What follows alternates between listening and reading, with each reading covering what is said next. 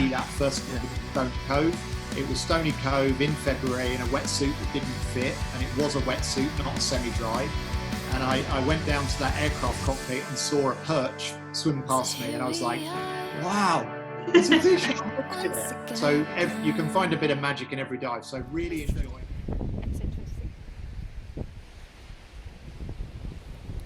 Hello everyone, welcome back to the Big Scuba podcast. This is episode 26 coming at you.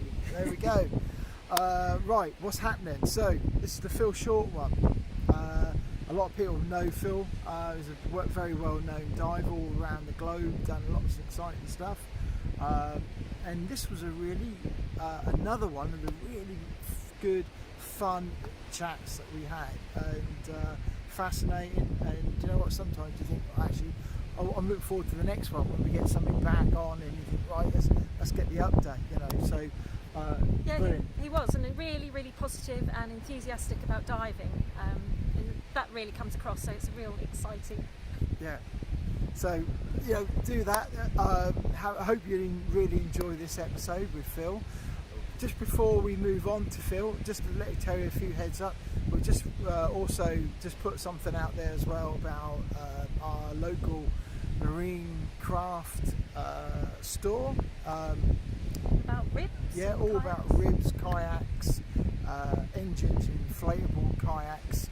Look them up, Marine Power, based in Norwich in the UK, and looking at, I had an interview with them and looked around some of the ribs, and in the view of, you know, some of the kayaks, some of the ribs that they've got, are they big enough to go diving with? You know, is there a group of people who could get together, put some money together, and you've got a dive boat, you know, a small dive boat.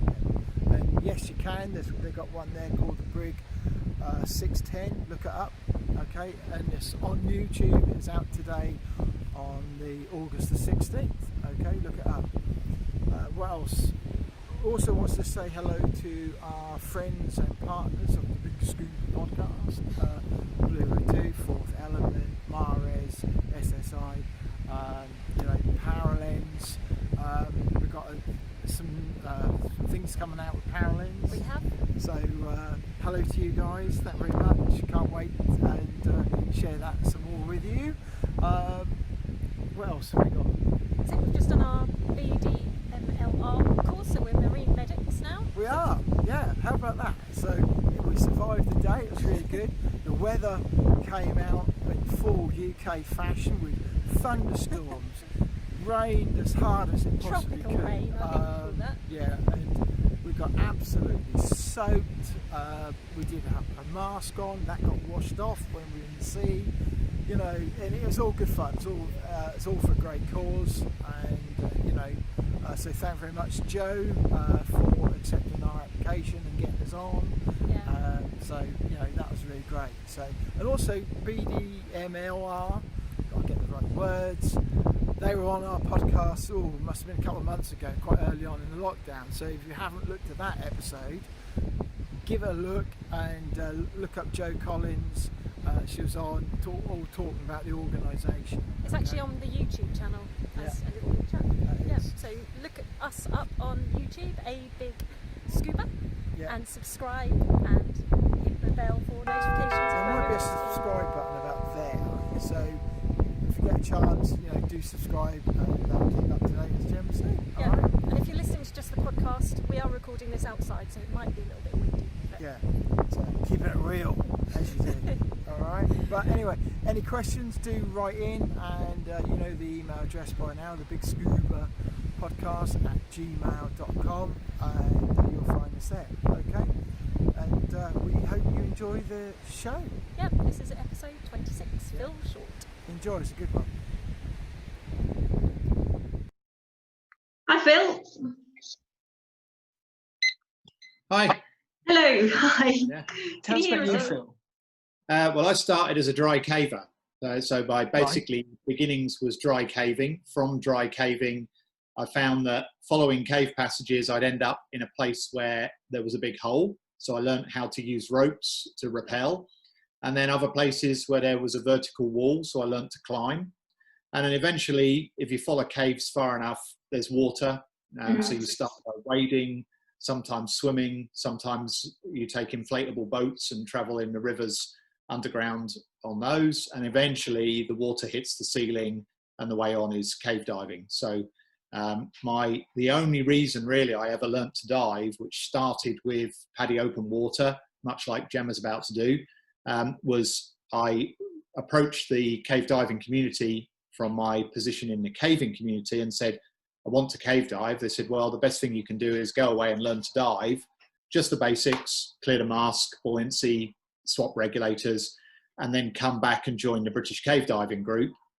And they'll teach you not so much to dive, but how to cave underwater. And as they say, the rest is history. That was 30 years ago, and kind of here I am now. Yeah. So you in the group there with Michael Thomas and Robert, who we had on a few weeks ago. Robert's my godson. Oh, right, cool. Yeah. So it's a very small world. It is. Yeah, Mike was my regular cave diving buddy for about 6 years, and so we had numerous adventures all over Europe and North America and definitely the UK. And then when Robert was born, I was friends with Mike and Robert's mum, Sarah, and so they asked me to be the godfather. And funnily enough, he's 20 now, and it literally over lockdown was the first opportunity I've had to dive with him. So we've done quite a lot of diving together on rebreather in open water and on side mount in cave over the last few weeks. It's the first chance we've had since he was born, so that's been pretty cool. Yeah, that's so lovely. So, yeah. Yeah. So whereabouts are you based in the UK? Have you got? Well, I live at the moment in Devizes in Wiltshire, but obviously I don't do any work from there. My position in the industry, if you like, has evolved dramatically over the 30 years. The first 10, I was teaching Paddy. I started as a dive master, as with Ian, and then rapidly, within 12 months of doing dive master, the centre I worked for asked me to do my IEC, become an instructor. They said, we can't pay for it, but if you do it, we've got a job for you. So I did that. So then I worked for 8 years in Poole and Swanage, alternating season by season between Divers Down on Swanage Pier and Diving Leisure, as it was then in Poole. Slowly building my teaching qualifications till eventually I got up to master instructor, and also building my personal technical diving experience and qualifications, trained by Kevin Gurr, and also building my cave diving experience through the Cave Diving Group, starting to dive more and more adventurous British flooded sections, or sumps as they're known, getting involved in some European Cave Diving Group expeditions. And then slowly the whole thing just started to kind of glue together. Once I got to master instructor, I was faced with a career choice. I could either leave Paddy and go down the tech route with Kevin, or go the whole hog and go from master instructor to course director with Paddy. And I think my timing was perfect. I chose the tech route just when course director was getting more and more popular. There were more and more people doing it. And tech was just booming and growing. So I chose to go down the tech path with Dave Thompson, Kev Gurr, ended up working for their company, stayed with Kevin when Dave and Kev went their separate ways company-wise, and basically worked my way up through till I was teaching mostly rebreather. And then opportunity arose to teach rebreather to some scientific institutions. And as a result of that, they invited me to come back as basically a team manager for their scientific projects, which grew into dive safety officer. And that's what I do now, have done for like the last 7 years. All right, so awesome. Hello, we're back. What do you think to that? I hope you enjoyed it. Yeah, Phil Short, he was really good, wasn't he? Of course, yeah, really enjoyed that. Interesting guy. Hope you did as well. Yeah, we've got so much more coming up in the future episodes. Yeah, we have. Yeah, we've got a lot more guests all lined up, and so do keep tuned, keep subscribing, keep sharing, tell your friends, get them listening. So we can't do this without your support. So please do. And hello to you patrons out there. So thank you very much. Yeah, and subscribers, YouTube subscribers. Yeah. But before we go, who have we got next? Who have we got next? I can't remember. Ian? Who we got next? What Oh are you yes. doing? Well, seeing as he's been doing loads of press ups lately, I thought we should really, in the theme of what you've been doing, Tech Clark, is have you up next. Tech, you're up next.